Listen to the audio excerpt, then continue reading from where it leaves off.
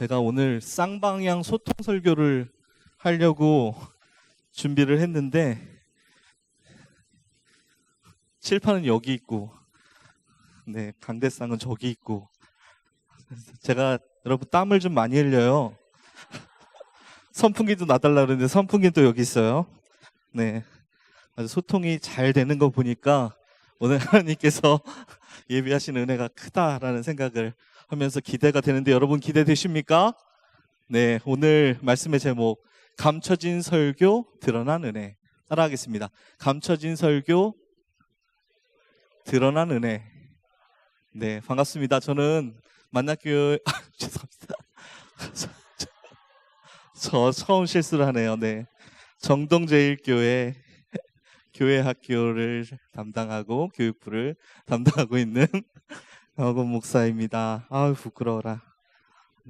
그렇지만 여러분 저는 위축되지 않습니다. 왜냐하면 저는 중학교 2학년 학생들 앞에서 설교를 하는 목사입니다. 여러분 제가 이 얘기 드리면은 감이 안 오시죠? 제가 무엇을 해도 어떤 말을 해도 우리 친구들은 어떻게 하고 있을 것 같아요?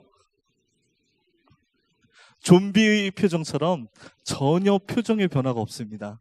근데 제가 오늘 여기 와보니까 우리 청년들은 저를 보고 지금 환하게 웃어주세요. 그러니까 저는 절대로 두렵거나 떨리지 않습니다. 아까 그건 잊어주시길 바라겠고요. 여러분 긴 설교가 좋으세요? 짧은 설교가 좋으세요? 솔직히 얘기해보세요. 긴 설교가 좋으세요? 짧은 설교가 좋으세요? 우리 형제 왜 짧은 게 좋아요? 임팩트가 있으니까. 알겠습니다. 한 번은 제가 어릴 적에 다니던 교회에 그 이야기를 잠깐 해볼게요. 설교 시작 전에 찬양을 하잖아요. 우리 베델 찬양대처럼 찬양을 멋지게 해주면 다 일제히 성도들의 표정이 다 시선이 누구한테 꽂히냐면 담임 목사님한테 다 꽂혀요. 그날 찬양이 은혜롭다 치면 갑자기 끝날 때쯤에 다 담임 목사님을 쳐다봐요. 왜 그러냐면 담임 목사님이 갑자기 안주머니에서 손수건을 꺼내서 눈물을 훔쳐요. 그러면은 성도들이 갑자기 고개를 다 일제히 어떻게 해요? 떨궈요. 왜 그럴까요?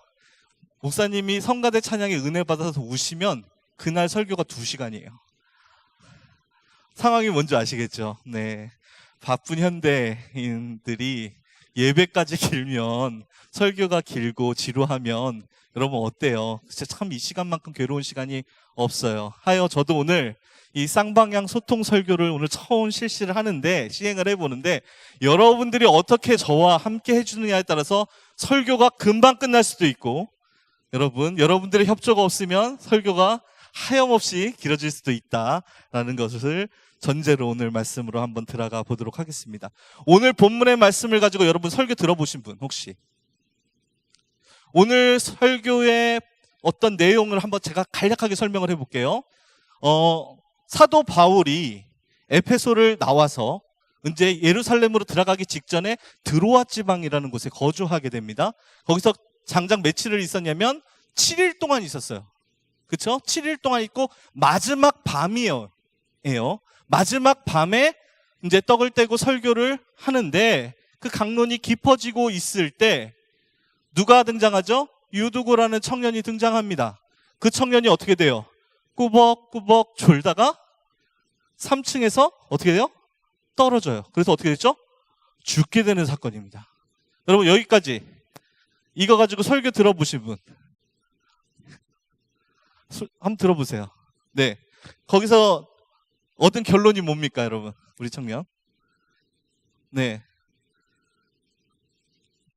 살아나죠. 그게 뭐 할렐루야다.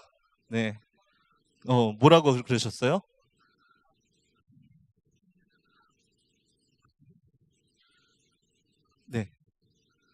고맙습니다. 그래요. 뭐 굉장한 이적을 사도 바울이 베풀었을 때 많은 얘기들이 나옵니다. 근데 제가 들었던 거는 그 아주 오래된 목사님들이 가끔 이 본문을 가지고 설교를 하셨는데 이런 설교도 하셨어요. 예배 시간에 졸지 마라. 졸다 뭐 할 수 있다?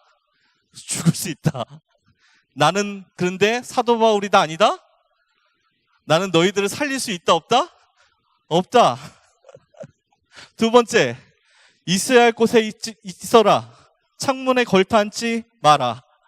예배 시간에 창문에 걸터 앉는다는 게 말이 되냐? 니네들이 있어야 할 곳에 있지 않다 보면 어떻게 될 수 있다? 죽을 수 있다. 영적으로 졸지 마라. 졸다 보면 어떻게 된다? 죽게 된다. 여러분 오늘 졸지 마십시오. 저는 사도 바울이 아니에요, 여러분. 저는 여러분들 졸다 죽어도 제가 책임 못 집니다. 근데 저는 오늘 이 말씀을 좀 다른 시각으로 좀 접근을 해보겠다는 거예요. 그리고 하여 오늘 저하고 함께 말씀을 읽어가면서 느끼고 깨닫는 부분을 여러분들이 어떤 그 성경을 읽는데 좀 적용을, 묵상을 하는데 적용을 해보면 여러분들이 보다 큰 은혜를 분명히 누릴 수 있다라는 기대를 가지고 오늘 말씀을 준비했는데요. 여러분 한번 좀 더 깊게 말씀으로 한번 들어가 보도록 하겠습니다. 우리 7절 말씀 한번 띄워주시고요. 함께 읽어보도록 하겠습니다. 시작.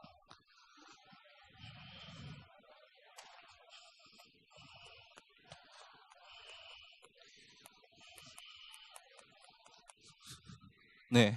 자, 그냥 띄워주세요. 그 주간의 첫날이래요. 그 주간의 첫날이라는 것이 의미하는 것은 뭐냐면은 애찬을 하는 날이에요.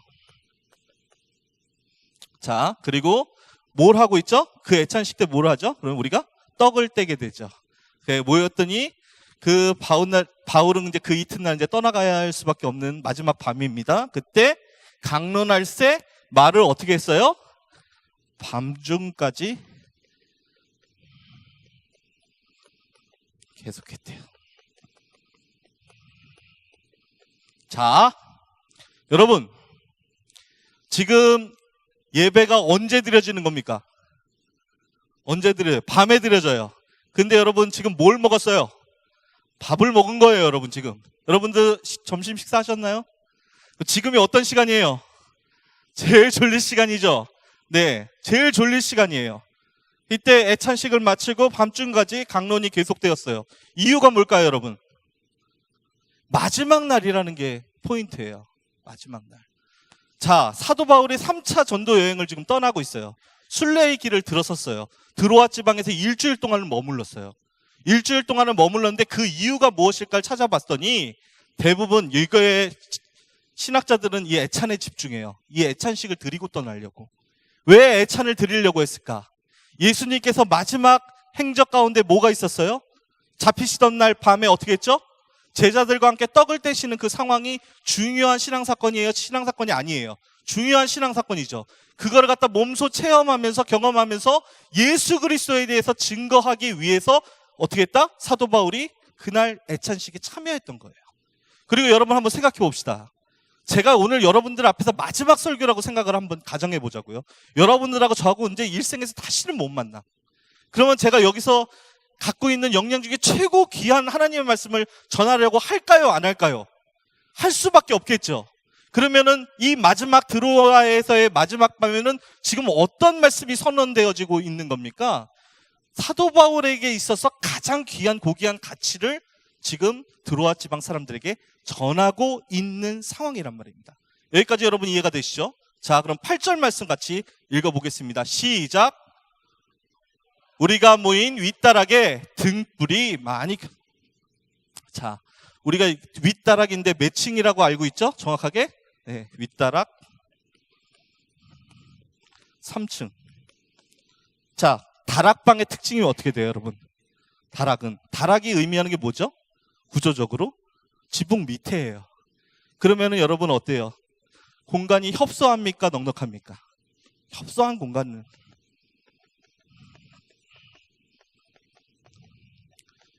사람들은 어떻게 돼 있어요?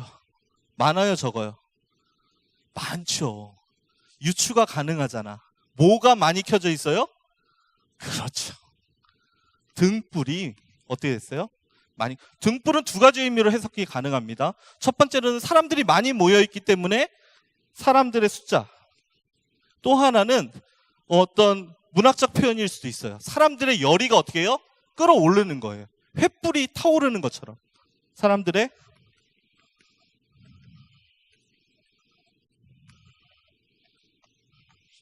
올라가고 있다. 자, 제가 왜 이렇게 오늘 이렇게 장황하게 이 앞 얘기를 설명할까요? 자, 여러분 이게 잘 보면 묘한 상황으로 지금 하나님이 이 일을 끌고 가고 있다는 걸 여러분들한테 보여드리는 거예요. 잘 보세요. 한번 웃을 준비하십시오.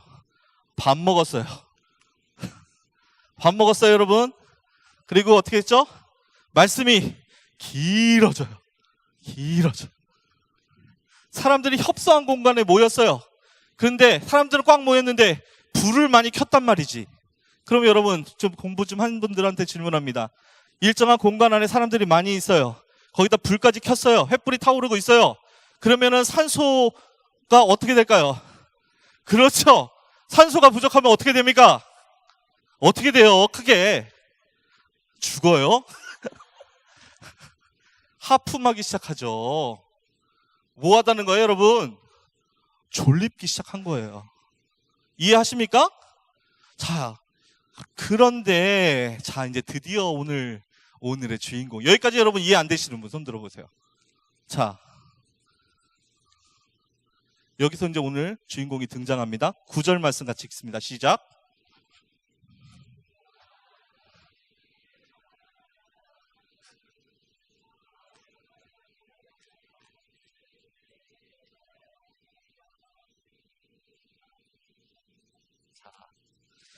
요 말씀을 이해하기 위해서는 우리가 한 몇 가지 정도 포인트가 있습니다.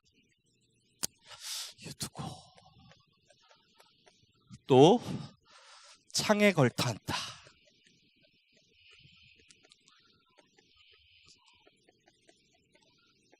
자, 졸음을 이기지 못했다.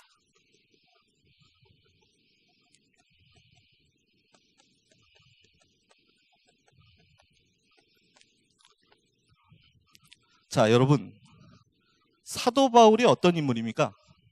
좀 질문 한번 드려볼게요. 사도 바울.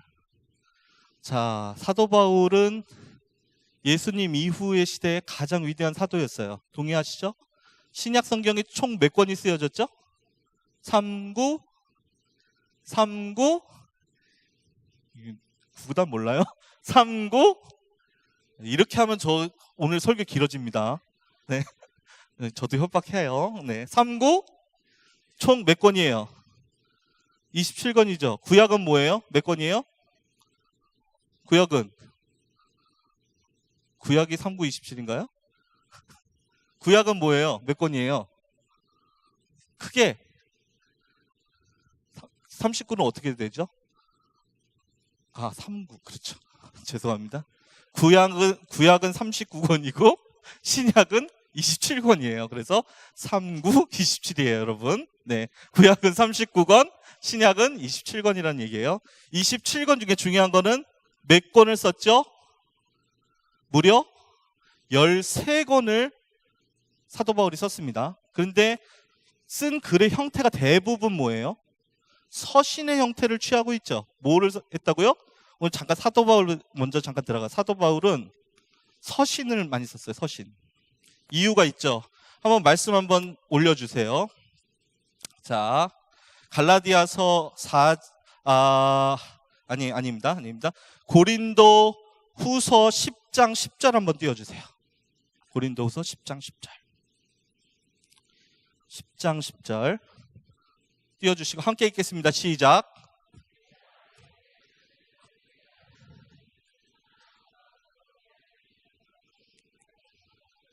자, 여기서 사도 바울의 면을 알 수 있는 게 뭡니까? 그가 필력은 있으나 어때요? 몸은 약했다라는 걸 알 수 있죠. 두 번째 하나 더 보겠습니다. 고린도후서 11장 6절입니다. 시작.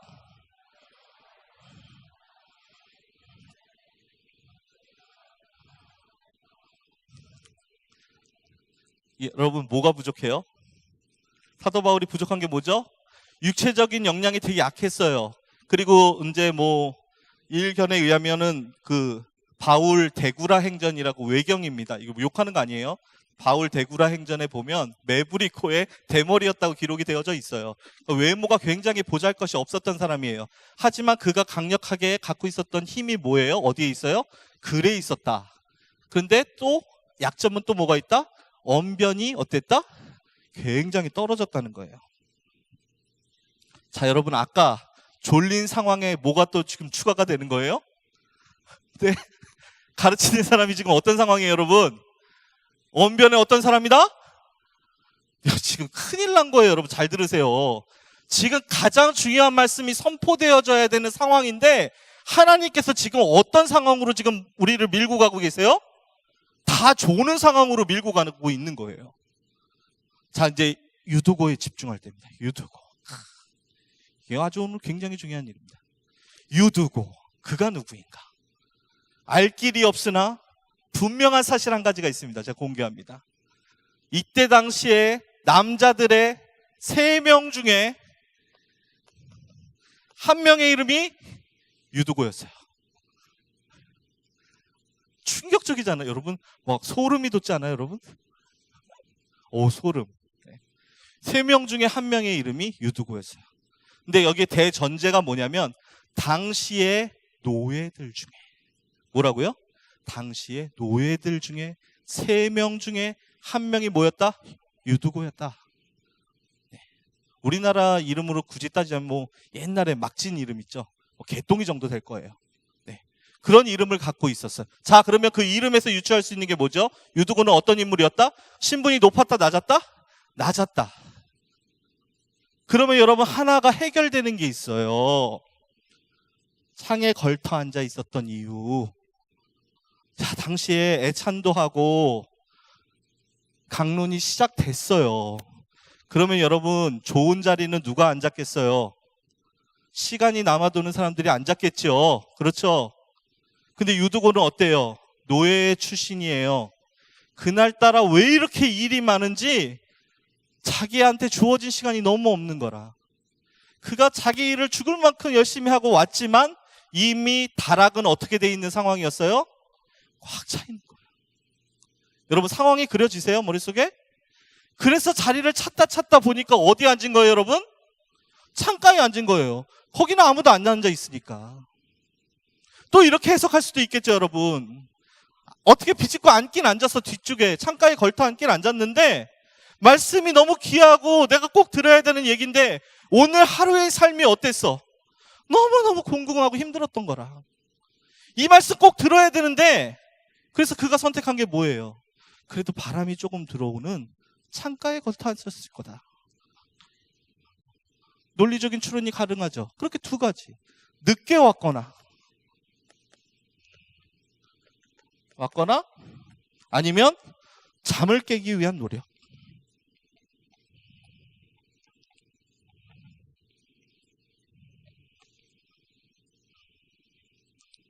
여러분, 저는 오늘 여기서 자신 있게 선언하는데요. 유두고는 영적으로 졸던 사람이에요? 아니에요? 아니에요. 여러분 2000년 동안 갖고 있었던 오해 오늘 깨버립시다. 유두고는요, 누구보다도 주님 만나고 싶어 했던 사람이에요. 그 자리가 아름답고 존귀한 남들이 다 원하는 앞자리가 아닐지라도 어떻게 해서라도 그 마지막 날 사도 바울이 피를 토하는 심정으로 쏟아놓는 그 설교를 듣고 싶었던 사람인 거라. 그래서 그는 창틀에 그렇게 매달려 있었던 거죠. 그런데 여러분 어떻습니까? 하나님께서 이 과정을 멈추지 않고 어떻게 하고 계세요? 계속 이어가고 계세요. 9장 하반절에 보면 이렇게 표현하죠. 졸고 있었는데 사실 그냥 거기서 끝났으면 유두고가 살았는지도 몰라. 거기서 확인 사살을 한 번 더 합니다. 바울이 강론하기를 어떻게 했다? 더 오래 했다라고 해요. 자, 그러면 여러분 7절부터 9절까지 저거 이제 동의하세요?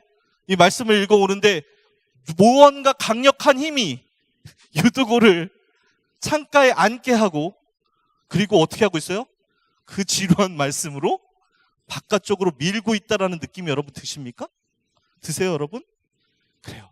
그렇게 해서 결국엔 3층에서 떨어졌어요. 지금 떨어졌어요 하는데 제가 아는 어떤 지금 자매 고개가 똑 떨어졌어.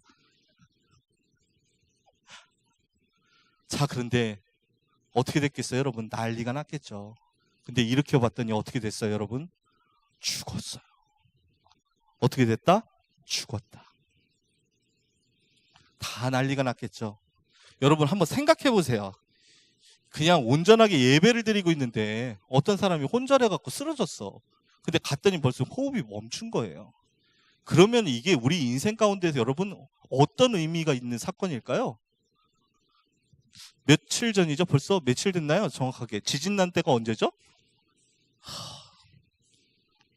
잘난 척 좀 해야지. 지진 났을 때가 언제였죠, 여러분? 그날 이제 저희 집사람하고 불을 과시해야지. 꽃게를 2kg 사다가 쪄서 산더미처럼 쌓아놓고, 하나님이 오늘 우리에게 허락하신 은혜야 그러면서 꽃게를 막 이렇게 뜯고 있었어요. 그래서 또 우리는 또 지식인이기 때문에 늘 TV를 틀어놓죠. TV를 틀어놓고 뉴스를 보고 있었어요. 그때가 정확하게 꽃게가 바로 제 앞으로 왔었을 게 8시 26분이었고요. 처음 꽃게의 게딱지를 열었을 때가 28분이었어요. 근데 갑자기 손석희 씨가 정확하게 기억을 하는데 그 경주에 있는 한 그 여자 이름이었던 걸로 기억해. 남자인데 그 인터뷰를 하고 있었어요.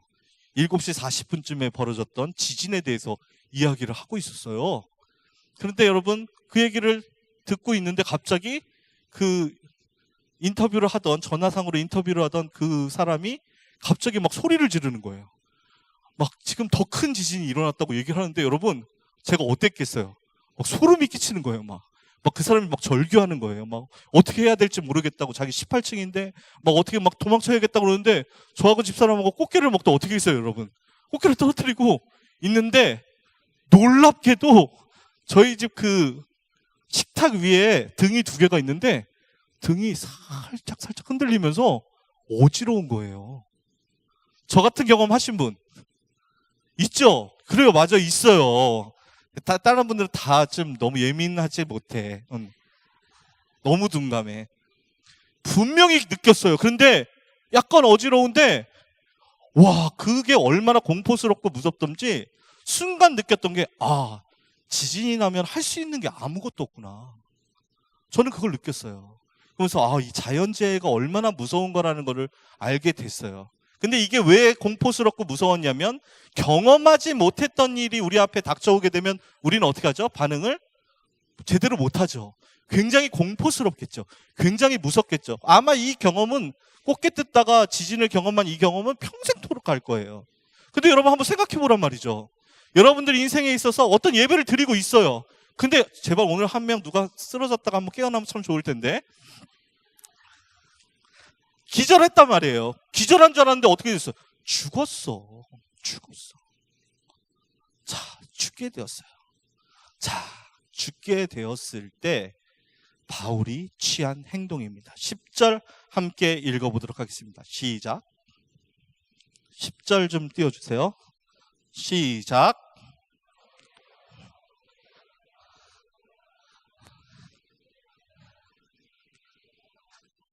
자, 여러분 성경을 잘 읽으려면 따라하겠습니다. 성경을 잘 읽으려면 행간을 봐야 한다. 행간을 봐야 한다. 저는 읽을 때 저 본문에서 행간에 뭐를 갖다 집어넣냐면 바울이 내려가서 그 위에 엎드려 그의 몸을 안고는 아무도 모르게 살짝 웃었다. 뭐라고요? 아무도 모르게 어떻게 했다고요? 살짝 웃었다. 여러분 왜 웃었을까요? 왜? 이유가 있습니다. 사도 바울도 사실 그 상황에 대해서 가장 제대로 느끼고 있었던 사람이 누구예요? 본인이에요. 여러분 설교자가 설교를 해요. 제가 오늘 지금 설교를 하고 있단 말이죠. 제가 이렇게 설교를 하는데 제가 막 안절부절 못해요. 여러분들이 듣는 태도나 이런 것들이 심상치가 않으면 여러분 어떻겠어요? 제가 불안하겠죠? 이거 말씀 오늘 꼭 들어야 되는 말씀인데 제가 이렇게 뒤로 가는 이유는 왜 뒤로 가겠어요, 여러분? 네, 뒤에 계신 분들이 어떻게 하고 계세요, 지금? 네, 태도가 너무 좋아서 뒤로 가는 겁니다. 네. 사도 바울이 오늘 이 말씀은 반드시 들어야 되는 말씀인데 가장 중요한 복음의 진리인데 이 말씀에 대해서 어떻게 하고 있는 거예요, 사람들이? 너무 힘들어하는 거예요. 아까 얘기했었을 때 뭘 얘기했죠? 드로아 지방에 7일 동안 머물렀던 궁극적인 이유는 애찬 때문이라고 그랬어요. 그러면 누구부터 이야기가 출발하겠습니까? 예수 그리스도, 십자가, 부활 이해하겠습니까? 그리고 그 부활 이후에 누구의 시대가 도래했죠? 성령님의 시대.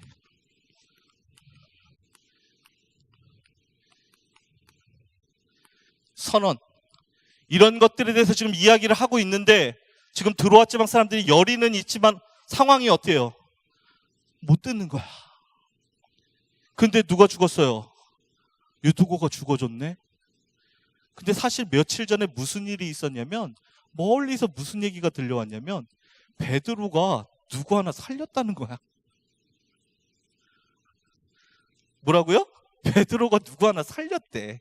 근데 살린 상황을 딱 보니까 열왕기상 17장에 보면은 어떤 얘기가 나오냐면 사르밧 과부의 얘기가 나와요, 여러분. 사르밧 과부가 어떤 과부예요? 예, 자기가 먹고 죽으려고 했던 그 밀가루를 어떻게 했죠? 엘리야에게 바쳤던 그 여인. 근데 그 여인이 하나밖에 없는 아들이 죽어요. 죽었을 때 엘리야가 한 걸음에 달려와서 생명이 그에게 있다 하고 몸을 포개고 엎드려서 기도하며 어떻게 됐어요? 그 아이가 살아났더라. 그 이야기를, 그 구약의 그 말씀을 그대로 베드로가 실천에 옮겨서 했더니 죽었을까 살았을까? 살았던 거예요. 근데 사도 바울은 뭐에 대한 확신이 있던 사람이에요? 복음에 대한 확신이 있었던 사람이에요. 생명은 누구에게 있다? 생명은 누구에게 있다? 주께 있다. 구약의 그 말씀이 구약의 끝난 말씀이 아니라 신약으로 넘어와서 성령님의 시대에도 그대로 이어질 수 있다 없다? 있다라는 확신이 있었기 때문에 아까 그 말씀 가운데 어떻게 해요? 살짝 웃었더라. 할렐루야. 그리고 여러분 구약 시대에 엘리야가 했던 멘치로 그대로 더도 알고 덜도 말고 그대로 했던 거라. 그렇게 했었을 때 유두고가 살아나게 되었는 줄 믿습니다. 여러분 근데 이 이야기는 소름 끼치는 얘기예요. 자, 유두고가 살아났어요. 그러면은 아까 그렇게 들었던 그냥 그 강론, 기나긴 그 강론 들으면서도 솔직히 긴가민가 했던 그런 이야기들 어떤 부분에서 제일 막혔겠어요, 여러분? 생각해 볼 때 예수님이 뭐 떡을 뗄 수도 있었겠죠. 그렇죠? 그리고 우리를 대신해서 십자가에 그 죄 없는 분이 달려 돌아가신 얘기 너무 가슴 아픈 얘기잖아요. 근데 여기서부터 좀 긴가민가 싶은 거라. 뭐가? 십자가에 달려 돌아가셨는데 뭐 했대요? 부활하셨대. 부활하셨다는 거예요. 거기서부터 여러분 좀 이해가 안 되지 않았겠어요? 이제 거기서 더 나아가서 부활하신 다음엔 또 사도 바울이 지금 말씀을 전하고 있는 이 시대가 어떤 시대래요? 성령님을 보내주신 보혜사 성령님의 시대라고 이 사도 바울이 이야기하고 있을 때, 자 여러분 그 드로아 지방의 공동체가 그 말을 납득했겠냐는 거예요. 했겠냐는 거예요. 긴가민가 했겠죠. 사실인가 아닌가 했겠죠. 그러나 사도 바울이 그렇게 말씀에 의지해서 그가 선포했던 그 말씀을 그대로 실천으로 옮기게 되었을 때 유두고가 살아나게 되었고, 유두고가 살아나게 된 그 신앙의 사건으로 말미암아 드로아 지방의 온 성도들은 다 경험하게 된 거죠. 예수 그리스도께서 우리를 사랑하사 높고 높은 보좌를 버리시고 이 땅에 오셔서 죽기까지 우리를 사랑하시고 부활 승천하신 후 다시금 성령을 우리에게 보내셔서 우리에게 정말 한없는 구원의 은혜를 주셨노라 라고 선언했던 그 말씀이 사실이고 진리라는 것을 그 드로아 지방 사람들이 분명히 깨달아 알게 되었는 줄 믿습니다. 이 모든 게 은혜라는 것을 깨달아 알게 된 거예요. 자, 그 뒤로 이제 11절에 보면 그 사람들이 이제 다시 살아난 유두고를 데리고 올라가서 다시금 떡을 떼요. 다시금 왜 떡을 뗐겠어요? 이 떡을 뗐다라는 게 뭐예요? 축제가 벌어진 거예요. 이제 더 이상 여러분 강론이 필요할까요? 필요하지 않을까요? 필요치 않겠죠. 왜? 생명이 주님께 있다는 것을 분명히 깨달아 알게 되었는걸? 여러분, 이보다 더 큰 기적이 있을 수 있어요? 없어요? 없다라는 것을 다 알게 됐던 거예요. 근데 여러분, 기가 막힌 것은 제가 보혜사 성령님의 시대가 열렸다, 도래했다라고 이제 선언을 했는데, 목사님 이렇게 속으로 생각하는 분들 계실 거예요. 목사님 좀 억측 아니십니까? 아무리 그래도 사도 바울이 무슨 얘기 전했는지 한 줄도 안 나오는데 이런 얘기를 어떻게 자신감 있게 말씀하실 수 있겠어요? 자, 그런 분들을 위해서 마지막 말씀을 전하고자 합니다. 12절 말씀 함께 읽도록 하겠습니다. 시작. 살아난 사람들이 살아난 청년을 데리고 가서 적지 않게 위로를 받았더라. 뭘 받았다고요? 위로. 자, 이 위로라는 단어에 우리가 집중해 볼 필요가 있겠습니다. 위로. 쓰기 귀찮아서 안 쓰겠습니다. 파라클레이토스. 위로자. 보혜사 성령님의 또 다른 이름입니다. 뭐라고요? 그렇다면 위로를 받았다는 말은 의미하는 것이 무엇입니까? 그들이 다, 따라하겠습니다. 그들이 다 성령님을 체험했더라. 그들이 다 성령님을 고백했더라. 너무 목소리가 작다. 다시 하겠습니다. 그들이 다 성령님을 체험했더라. 그들이 다 성령님을 보았더라. 할렐루야.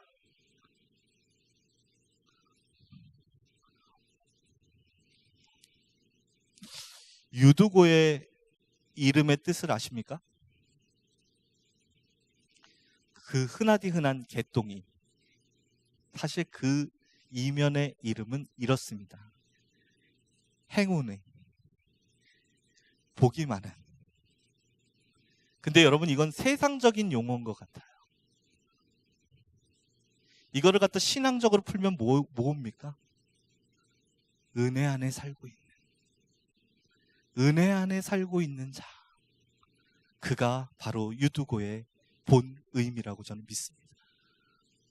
저는 오늘 말씀을 증거하고 정리하면서 이런 말씀으로 도전드리고 싶어요. 여러분, 우리가 살아가고 있는 데 있어서 모든 순간순간 가운데 하나님의 섭리와 뜻과 계획이 없는, 의미 없는 시간은 없어요. 아멘이세요? 혹자들은 지금 이 자리에 앉아 계시면서 마음 가운데 여러 가지 복잡한 상황들을 맞이하고 있는 우리 청년들도 있을지 모르겠어요. 불확실한 어떤 미래에 대한 걱정, 근심, 또 여러 가지 우리 젊은이들 이 시대 살아가면서 힘든 일들 많이 있잖아요. 근데 여러분, 그 가운데는 분명히 오늘 말씀에 의지해서 여러분들께 드리고 싶은 말씀은 하나님께서 그 상황 가운데서 분명히 여러분들을 하나님께서 원하시는 방향으로 이끌고 계시다는 확신을 여러분들이 갖게 되시기를 간절히 소망합니다. 그리고 눈을 들어 믿음의 눈으로 여러분들의 상황을 바라보게 될 때 문제가 결코 문제가 아님을 깨닫게 될 줄 믿습니다. 더불어 문제가 은혜로 바뀌는 놀라운 경험도 하게 될 줄 믿습니다. 왜 그렇습니까, 여러분? 왜 그래요? 성령님이 우리와 함께 하시잖아요. 예수 그리스도께서 부활 승천하신 이후에 이 시간, 이 순간, 그리고 앞으로의 우리의 삶의 여정 가운데서 함께 하실 우리가 성령님을 확신하고 신뢰한다면 여러분, 우리의 삶에 문제라고 생각되어지는 부분들이 더 이상 문제가 아니고 그것조차 은혜임을 고백하지 않을 수 있겠습니까? 우리 그런 청년들이 다 되기를 주님의 이름으로 간절히 축원합니다. 더불어 우리 젊은이 교회 성도, 우리 청년들이 이와 같은 어떤 은혜관을 가지고 그리고 또 확신에 찬, 신뢰에 찬 그런 어떤 믿음을 가지고 여러분들이 세상 가운데 나아가서 승리할 수 있었으면 좋겠어요. 분명한 게 한 가지 있습니다. 하나님께서는 우리가 생각하는 것보다 훨씬 더 아름답고 귀한 은혜로 우리의 미래를 예비하고 계신 줄 믿습니다. 여러분, 힘든 분들에게 오늘 선언합니다. 그 힘든 시기 가운데 하나님의 은혜가 있는 줄 믿습니다. 그리고 여러분, 그 은혜를 넘어서 또 여러분들이 걸어 나아갈 때 여러분들 삶 가운데 놀라운 또 하나님의 축복이 함께하게 될 줄 믿습니다. 여러분, 그것을 신뢰하고 믿으면서 오늘 이제 기도의 자리로 함께 나아가 올 텐데요. 오늘 마지막으로 저와 함께 부를 찬양은 주 은혜임을 이라는 찬양이에요. 이 가사가 너무 아름답고 귀해요. 한번 들어보세요. 주 나의 모습 보네, 상한 나의 마음 보시네. 주 나의 눈물 안에 홀로 울던 마음 아시네. 세상 소망 다 사라져가도 주의 사랑 끝이 없으니 살아가는 이 모든 순간이 은혜임을 나는 믿네. 여러분, 이 찬양의 고백이 우리의 고백 되기를 간절히 소망합니다. 우리는 모두 유두고인 줄 믿습니다. 하나님 은혜 안에 살아가고 있는 자 유두고가 되기를 간절히 소망하며 찬양하며 우리 기도의 자리로 나아가겠습니다.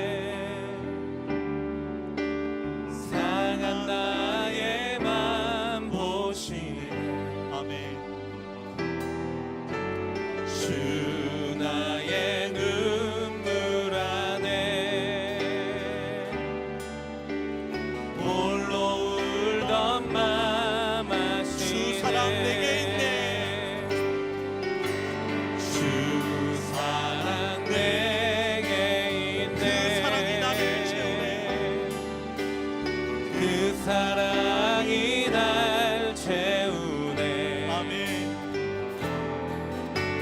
주 은혜 내게 있네.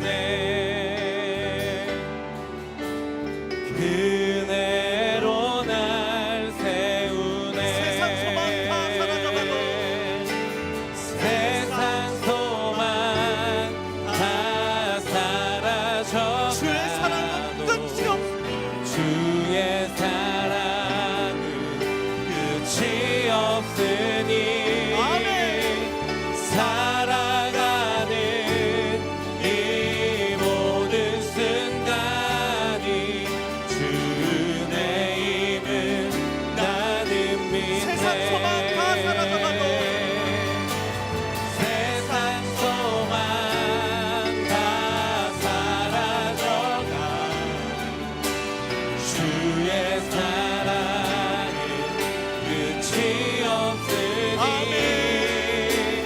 살아가는 이 모든 순간이 은혜임을 나는 믿네. 잠깐만요. 여러분, 이 찬양의 가사가 진짜 우리의 신앙 고백되었으면 좋겠어요. 우리 가슴에 손을 한번 올려봅시다. 그리고 이 찬양의 가사를 음미하고 또 음미하면서 이 고백이 하나님 진짜 내 고백이 되기를 원합니다. 그런 심정 가지고 우리 다시 한번 찬양해 보도록 하겠습니다. 주 나의 모습 보내 다시 한번 찬양합니다.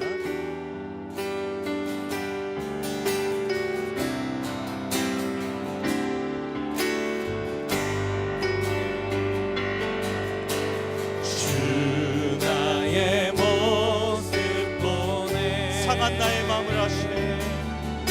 상한 나의 맘 보시네. 주 나의 눈물 안에 주 나의 눈 홀로 울던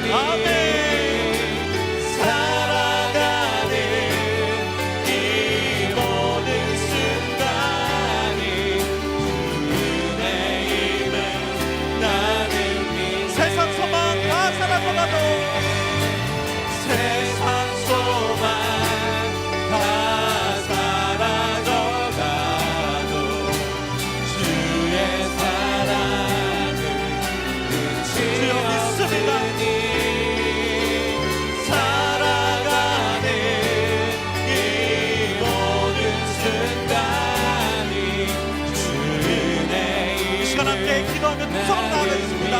할렐루야. 내가 불쌍하신 하나님 감사합니다. 오늘 주신 유두가의 말씀을 통해서 그 유두가 나가는 일을 간절히 소망하며 이 시간 간절한 마음으로 기도의 자리로 나아가겠습니다. 그렇습니다. 하나님, 모든 것이 주님의 은혜였음을 고백합니다. 모든 것이 하나님의 사랑이었음을 고백합니다. 아버지, 나는 지키고 상처입은 신령입니다. 아버지, 눈물을 흘리고 기도 앞으로 나아갈 수밖에 없는 하나님의 사람입니다.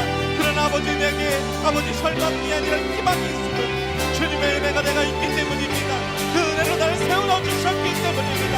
세상 소망 다 사라져갈지라도 주님의 사랑이 한없는 은혜와 사랑이 아버지 그 구원의 wak시 아버지 놀라우신 그 은혜가 내게 있음을 믿습니다. 믿고 왔으면 나아가오니 성령을 우리 기도를 응답하시고 하나님의 은혜와 사랑으로 우리를 붙들어주시옵소서. 하나님의 사랑과 은혜 가운데 살아가고 있는 나의 고백하게 하여 주시기를 간절히 구원합니다. 주여 은혜를 공개하시는 아버지 감사합니다. 아버지 은혜 가운데 내가 살아가고 있음을 그들 알게 하시고 주여 그렇습니다. 아버지의 사랑하는 내가 있습니다. 아버지의 은혜 가운데 내가 있습니다. 아버지 함께해 주시면 감사합니다. 아버지 내 삶이 공부할지라도 아버지 내 가운데 절망으로 임하게 있음을 아버지께서 나와 함께하여 주고 있음을 아버지 믿습니다. 아버지 믿습니다. 믿고 확신합니다. 주여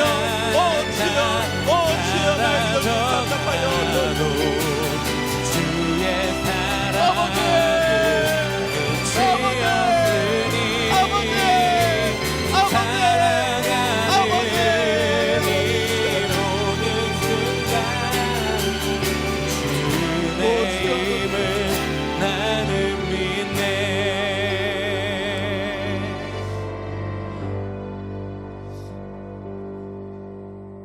절벽 가운데 서 있는 나를 절벽 끝으로 밀어내시는 주님을 바라보면서 아버지를 저주하고 원망하던 나의 모습이 있었음을 고백합니다. 한 발자국만 더 밀리면 절벽 밑으로 떨어질 텐데 아버지 저를 왜 이렇게 밀어내시냐며 몸부림치며 아버지께 고개를 세우고 대들었던 나를 결국 주님께서는 절벽 아래로 미셨습니다. 그 순간 나는 깨달아 알게 되었습니다. 내 등에 날개가 있음을, 내가 날아 오를 수 있는 능력이 있음을, 그 은혜가 내게 있음을 아버지께서는 알게 하여 주셨습니다. 그렇습니다. 주님, 비록 지금 나의 삶이 공고하고 힘들다 할지라도 그 가운데 하나님의 뜻과 섭리가 있는 줄 믿습니다. 그 가운데 주님의 한량없는 은혜와 사랑과 축복이 있는 줄 믿습니다. 오늘 주신 말씀을 통해서 내가 은혜 가운데 거하고 있는 사람임을 알게 하신 주님, 이제 아버지 당하고 담대한 믿음 가지고 세상 가운데로 나아가오니 주여 나를 붙드시고 나를 은혜로 날아오르게 하여 주옵소서. 세상 소망 다 사라져가도 한량없는 주의 사랑은 내게 있음을 믿으며 나아가오니 순간순간 주님의 은혜임을 날마다 고백하며 세상 가운데서 승리하는 우리 젊은이 교회, 우리 젊은이들 다 되어줄 수 있도록 성령 하나님 축복하여 주옵소서. 이제는 성부, 성자, 성령 삼위일체 하나님의 놀라우신 은혜와 사랑과 축복이 나의 삶의 순간순간의 모든 것이 은혜임을 고백하며 세상 가운데로 나아가는 거룩한 하나님의 자녀들 위해 이제로부터 영원토록 함께 하옵시기를 간절히 축원하옵나이다. 아멘.